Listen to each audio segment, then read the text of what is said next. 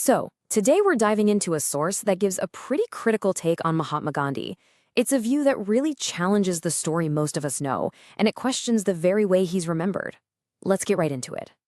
Right off the bat, this source hits us with this question: Father of the Nation.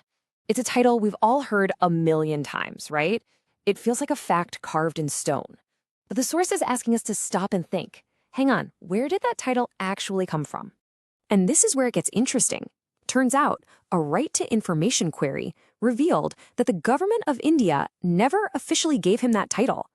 It's a hugely popular, deeply respected honorific, but it's not official. This might seem like a small detail, but the source uses it to set the stage for a much bigger argument about who gets to write history. Okay, so this leads us to the first major argument. The claim here is that the story of India's independence got way oversimplified, that it was deliberately focused on one man, Gandhi, and in the process it pushed other incredibly important leaders with very different ideas off to the side. The source presents this as the central clash of ideologies. On one side, you've got Gandhi and his philosophy of nonviolent resistance, satyagraha, and on the other, you have Subhash Chandra Bose, who took a totally different approach. He believed freedom had to be won through military action, which led him to form the Indian National Army. These weren't just two options, they were competing visions for the future of India.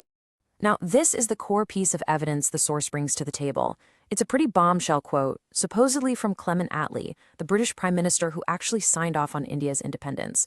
According to this account, when he was asked later why the British really left, his answer wasn't Gandhi's nonviolence. He allegedly pointed straight to Subhash Chandra Bose and the military threat posed by his INA. And according to this perspective, it wasn't just Bose who was sidelined. You have figures like Sardar Patel. This is the guy who unified more than 500 princely states into the nation of India. Then there's B.R. Ambedkar, who was a vocal critic of Gandhi's methods and believed that sticking to constitutional means was the better, more stable path forward.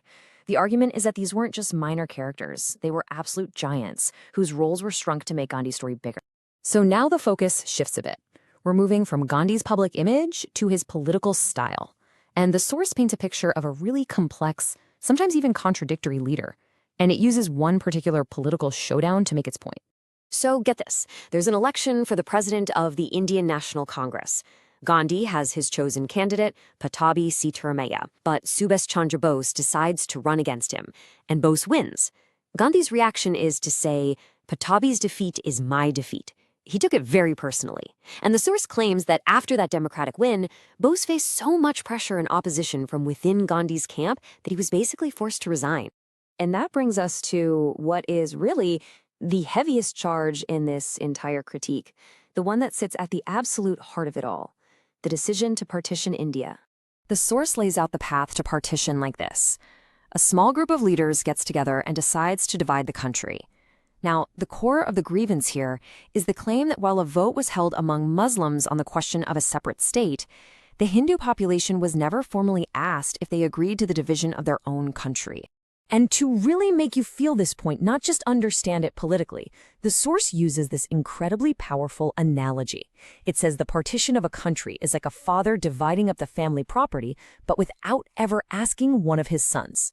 It frames the whole thing not just as a political misstep, but as a deep personal betrayal. Okay, we need to pause here for a second. We're about to get into the most sensitive part of this whole discussion, and it's super important to be clear. The goal here is to outline the assassin's motive as it is presented by the source. This isn't about justifying violence. It's about understanding the rationale that is being explained. The source tackles a question that might seem puzzling from the assassin's point of view. If the anger was all about the creation of Pakistan, why was Gandhi the target and not Muhammad Ali Jinnah, the man who was the leader of the movement demanding it? So, the logic, as the speaker explains it, goes like this. In this view, Jinnah was the one who asked for a piece of the country.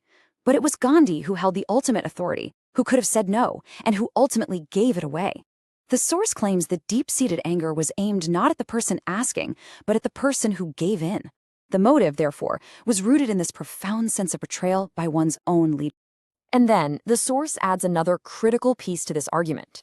It alleges that the British had told Gandhi that Jinnah was terminally ill with tuberculosis and probably wouldn't live more than another year or so. The implication is staggering. If Gandhi had just waited, the leader of the Pakistan movement would have been gone, the whole demand might have fizzled out, and maybe, just maybe, partition could have been avoided entirely. So, after all these specific criticisms of Gandhi, the source pulls the lens way back. It argues that this isn't just about one man. It's about how the entire story of India has been written and taught for generations. The argument is basically that a specific group of historians sort of hijacked the narrative, that they created a version of history that leaves out huge parts of the story. Powerful warrior queens like Rani Abaka, mighty empires in the south like the Cholas, are basically reduced to a footnote. Instead, the history books focus heavily on periods of foreign rule, like the Mughals and the British, and often emphasize the battles India lost, not the many, many battles it won. And so this is where we're left. The source doesn't really give us a neat, tidy conclusion. Instead, it leaves us with a challenge. It takes all these different threads, the unofficial titles, the sidelined heroes, the controversial decisions, and ties them all up into one fundamental question for all of us. Who gets to write history? And what's our responsibility to question the stories we're told?